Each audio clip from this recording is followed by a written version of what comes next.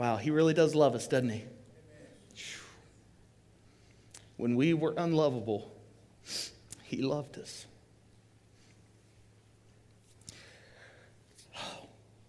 Well, let me ask you a question. Have any of y'all ever found yourself to be lost? Now, I'm not talking about in the spiritual sense of the word, but just lost. Keep your hands up. Alvin, there's a slight ring on this. Could you just back it off a little bit? Just keep your hands up. You lost. I'm talking wife in the passenger seat nagging at you for not asking. Whoa, guys, keep your hands up. Keep your hands up. Nagging at you for not asking directions. Lost. My grandma was here. She'd tell me to spit my gum out. My wife's saying, ow, ow. So lost. You can put your hands down. I'm sorry. You can put your hands down. A couple weeks ago, some friends of ours asked us to come downtown and eat dinner with them. And they said, listen, bring your kids. We'll have our kids with us. They said, we got this motel suite. When we get done eating, let's go back to the motel. Let's hang out, let the kids play, and we'll just kind of fellowship, have a good time. I said, great. Sounds like an awesome plan. Now, I know this is not the time or place for confession, but this is a little side note. Okay, I love my wife. I do. She is my best friend. She has put up with more than you know. I a lot of times introduce myself as, her husband, and I say, I'm married to the luckiest woman in the world, but that's really not true. She's I'm the luckiest. See, I'm all confused now. I'm the luckiest person in the world to be married to her. But our marriage is tested beyond belief when I get in the car and we go downtown. When I get in the driver's seat, I get the seat where I want it, and I put that key in the ignition, and I grab that steering wheel, I feel it. There's going to be an explosion at some point. I mean, we pull off Canis, Sultana into Canis, into Delhi Pike, and I know at some point she's going to be like, I don't think that's where we're supposed to go. We missed a wedding one time. We missed it. It was downtown. We go downtown, had plenty of time. We missed it. I mean, we pull up and there it is. There's the wedding. I said, well, I guess we could go to the reception and just talk about how beautiful the bride was and just act like we were there. And she said, no, we're not going to lie about it. We're going to tell everybody that you got us lost. But I feel it within me in our marriage. We need, what would be great is if we had a marriage counselor ride with us all the way downtown. That would be amazing. He could help us out a lot. So we go downtown, and actually we get to the parking garage with no hiccups. I mean, we go straight to the parking garage. We go in. We park the car. We go to meet our friends for dinner. And after it was over, we went back to the motel room, had a great time. Well, it's getting kind of late, and the girls were kind of getting in that mode where it's like, yeah, it's time for them to go to bed. They're getting grumpy. They're fighting. It's like, it's time to leave. So I told Becky, I said, listen, it's after midnight. I'm like, I don't want you walking around downtown, with me, and who knows what that's going to mean. I was like, so why don't you stay in the motel room? I'll go get the car, and when I get to the garage, I'll text you, tell you I'm on my way. Come down to the entrance of the motel room. I'll pick you up. Boom, out, done. Back to God's country in Delhi, right? Easy enough. So I take off walking. Now, my friends were staying at the Netherland Plaza, and there's an adjoining motel room. Well, I get on this thing called the Skywalk, and in my mind, I think I'm walking towards the garage, but I'm actually walking away from it. And in my sense of direction, I keep walking, I'm walking, and I'm like, where is that parking garage? Why can I not find it? And so I keep walking. Finally, I end up in another motel, and I'm like, man, where am I? And when doubt starts to creep in your mind, you question everything. I'm like, I don't even know my name. I'm like, at this point, I have no idea where I'm at, what I'm doing. I don't. Like I said, if you'd ask me my name, I'd be like, I don't know. So I then decide, okay, I got an idea. I'm gonna go down this escalator. It's after midnight. There's, the area where I'm at is kind of dead. There's not a lot going on.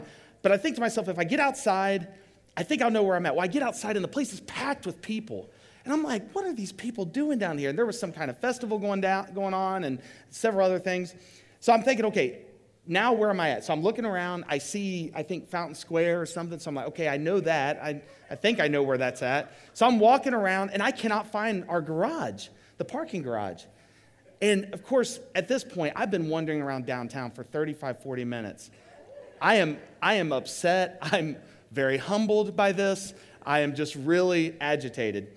I finally get into the parking garage. I find it. And of course, late at night, you're walking through these stairwells. It's kind of deserted, and you're kind of like a little like, oh, this is a little scary. I get up to the 5th floor, and I see our black Nissan Murano. That's it.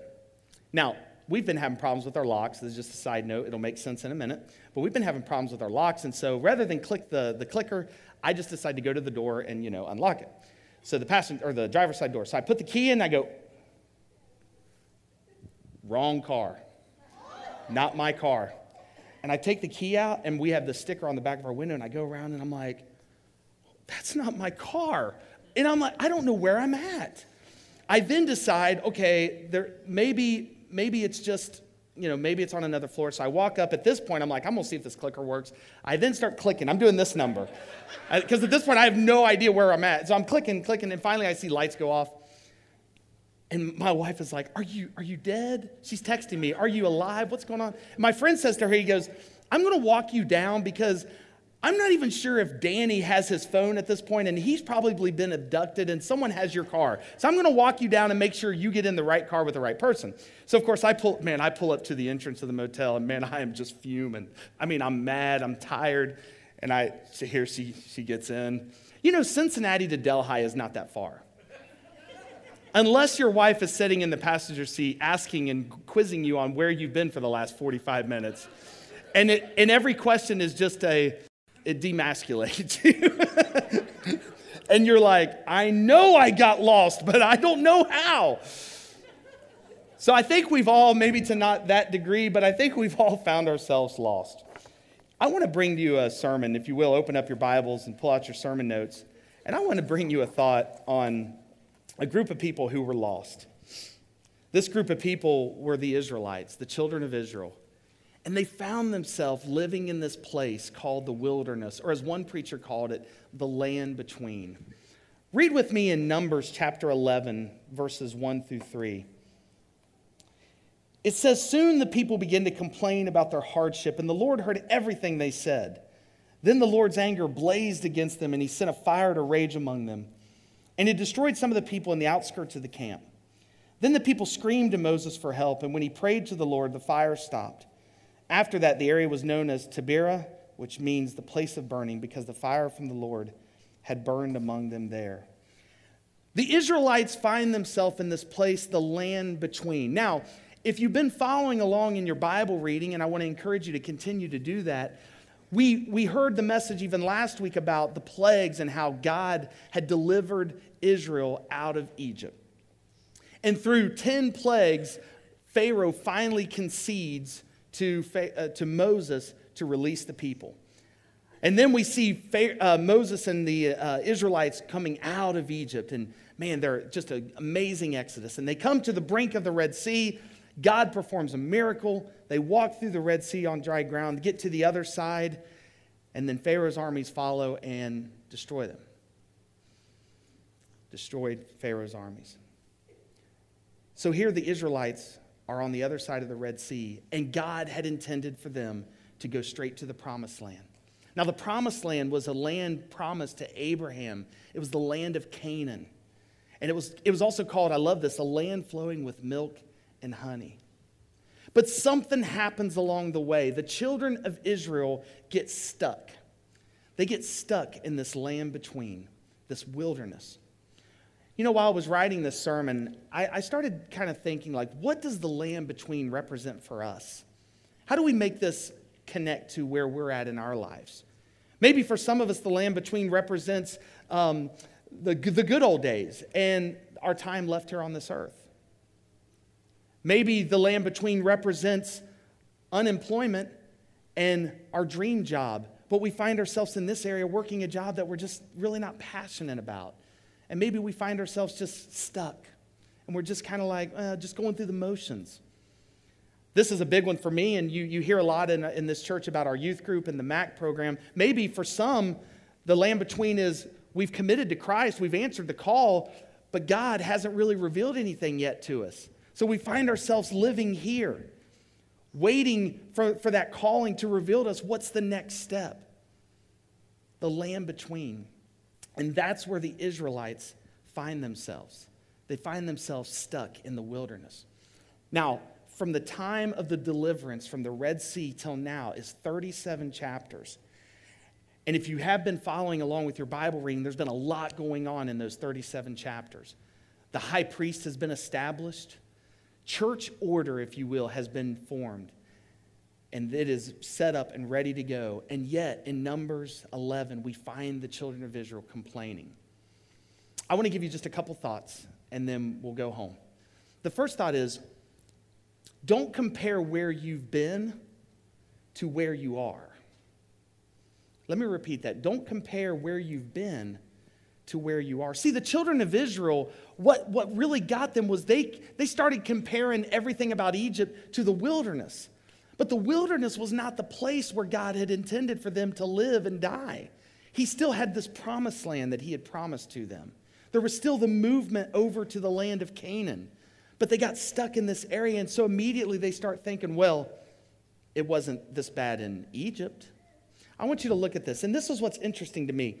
The children of Israel, the first thing they start to complain about is what? Does anybody know? Food, absolutely. Now, I love food, and we had chili last night after our service, and it was amazing. And man, I love the fellowship that we've been having on our Saturday nights, but man, that's the first thing they thought about was the food. So here you have 2 million people wandering around this brown space the size of West Virginia, okay? And they start complaining about food. And I could see Moses like going to God. And man, in the scriptures, it just cracks me up how many times Moses had to go to God and say, all right, the people, and I could see God like, oh my gosh, what is the deal with these people? Why do they keep complaining?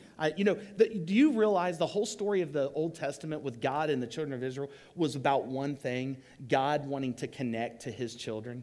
That's all it was about. God wanted to prove himself true and right and holy and just to this group of people. And man, they just missed it time after time again. So 2 million people, and God says, okay, I'm going to provide food for them. So he sends this substance down every morning called manna. I love the children of Israel. Like, they didn't have the luxury of Google where they could say, okay, what is this manna? Oh, it's a white flaky substance that falls every morning. Makes sense. They didn't have the luxury of that, so they called it manna. Do you know what manna means? What is it? So every morning they're like, what is it? Exactly. It's manna. What is it? And that's what manna means. It's just, what is it? And they didn't know what it was. So this flaky substance falls down every morning. They go and gather it. The men and women go gather it. They bring it to their tent. And then they start mashing it in this bowl. And, and they start making it into, basically they add water to it and make it a mush. They ate this for breakfast, lunch, and dinner. And the next day for breakfast, lunch, and dinner. And the next day, are you sick of it yet? So you can see why the children of Israel are starting to complain.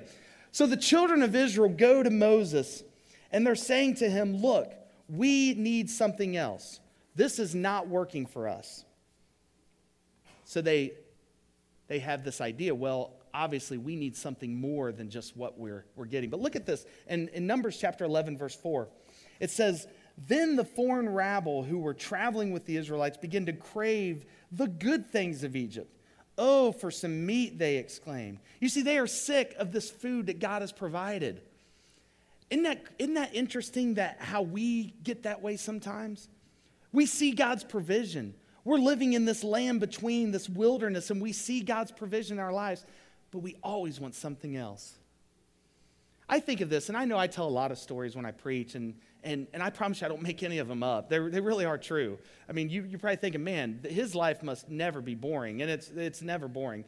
But I think about, like, with our girls, like, I remember when we got them stuff for Christmas, and they had all these toys.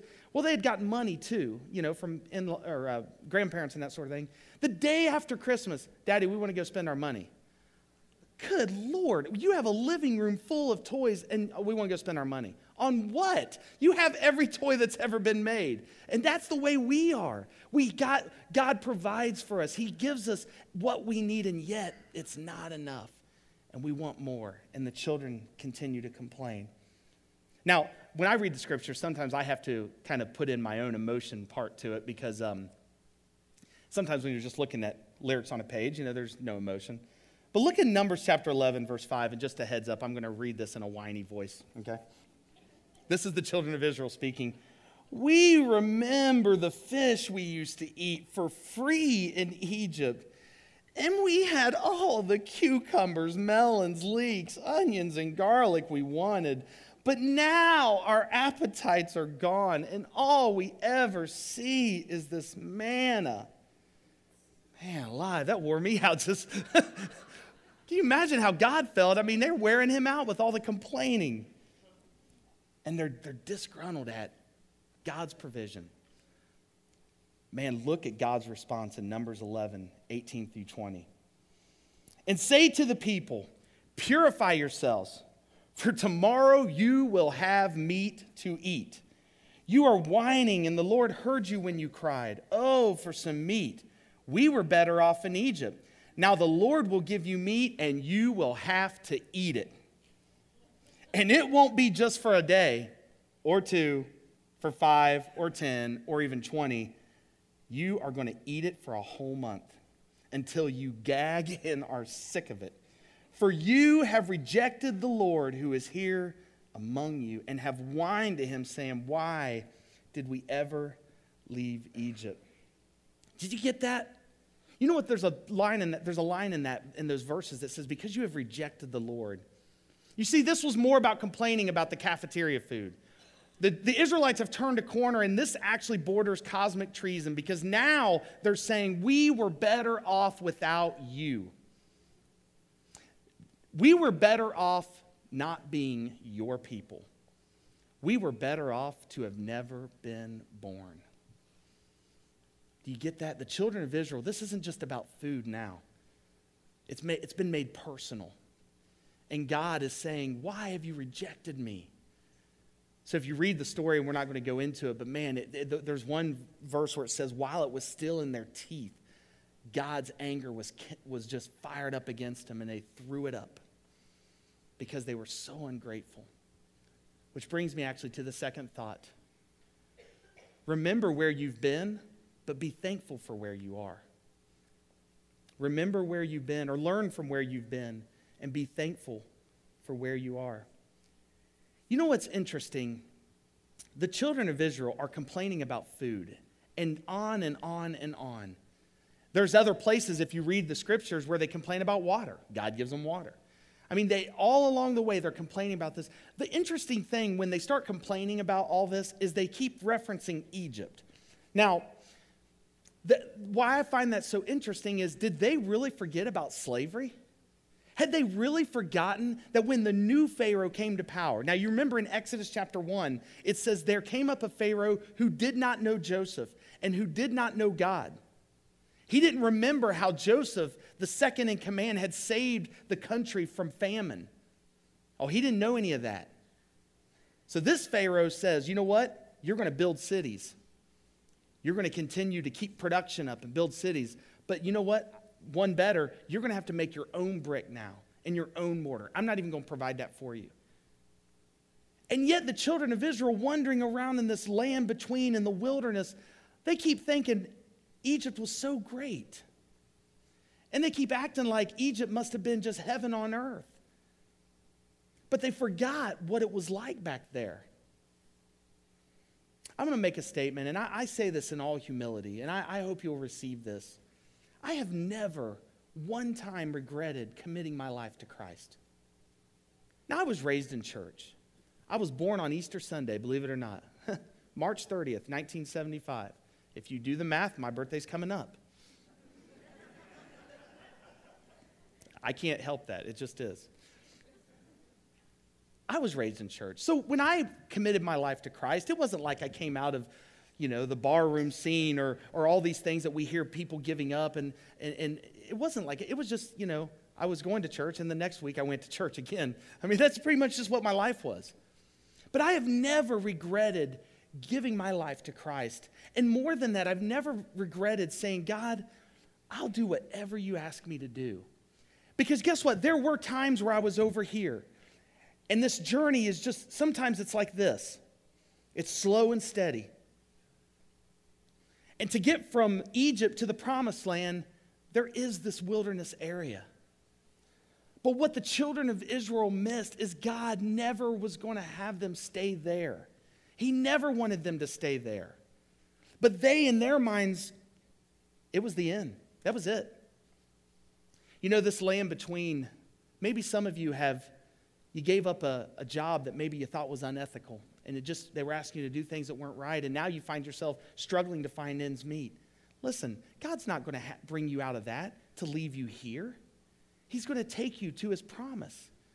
The promise of a better job and to support your family.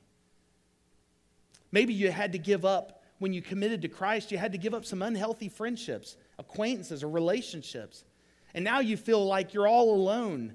Like, well, why would God have me give up all these friends and relationships to make me feel alone? Church, God's not going to leave you here. He's got a church family. And look around. Right here, church family that will help you in your relationship with Jesus Christ. You see, God will never bring you out of Egypt to leave you in the wilderness. He'll never do that. But I contend, church, that we are just like the children of Israel. In our minds, when we're living in the land between, in that space, that holding pattern, if you will, we act just like the children of Israel. We complain, we grumble, we find everything. I mean, we compare what we had back in the good old days. And that's exactly what the children of Israel were doing. You know what made me, I really got to thinking about this. And when Jesus and the disciples were on this earth, and we're coming up on Easter, and we're talking about the sacrifice that Jesus paid for us. But do you know that for those 3.5 years, I guarantee you to the disciples, the land between. They believed in a Messiah. They had heard the promise made to Abraham and the forefathers that the Messiah would come and deliver Israel once and for all. The disciples believed that. They believed that Jesus was the Messiah, that he would deliver once and for all. The payment for sin would be paid. But for those 3.5 years, and if you don't believe me, just read their stories. They didn't get it. They were living in the land between. They were in the wilderness, metaphorically speaking. They just didn't understand what was going on. And we're so much like that. We live as if God would bring us out of this to leave us here. Church, there is a promised land. There is a land flowing with milk and honey. You know, one of the saddest things, and I'll close with this, one of the saddest things when I read the scriptures and I allow God to speak to me through them, one of the saddest things, and it's several chapters later, but Moses commits a sin in the eyes of God and to the people. And God tells Moses, you know what, because of your sin, you're not coming into the promised land. He says, you're going to die in this wilderness because of disobedience. And God brings Moses to the top of this mountain and says, look, that's it. And you missed it. And Moses died right there, seeing the promised land, but never experiencing it. Church, I want to encourage you. When you're in this land between, when you're stuck, you feel like a rut. Someone said a rut is a grave with both ends knocked out of it. I mean, that's the way it feels. And you feel like you're just going through the motion, keep being obedient to God. Keep seeking his face. Because I guarantee you, you don't want to give up this close to that land that God's promised you. Because the promised land, the land flowing with milk and honey, the victorious Christian life, if you will, God's perfect will, is right after the wilderness. Let us pray. God, you have promised and made promises to us. And God, those promises are still real. Those promises, God, you've never gone back on a promise to your children. And God, I think so many times we're like the children of Israel, where we think that this is it. God, I just want to lift up someone in this church this morning who's living in the land between. Maybe they're stuck in what they think is a dead-end job. Maybe they're stuck in what they think is a dead-end relationship. Maybe life just seems very bleak and dry. God, the good news, and there always is good news. The good news is you would never leave us in the wilderness to perish. You have promised a place and a land far, far better than the land between. I want us to stand as we prepare our hearts for the closing song. And while the band is singing, "Oh, how He loves us." I'm just in my mind, I just imagine maybe there's in that song, maybe we could say back to God, "God, I love you." Maybe you've been living in the land between. Folks, there is a promised land. There is God's will. There's a victorious Christian life. You don't have to always live here. But while you are here, be thankful for where you are. And allow God to move and work in you.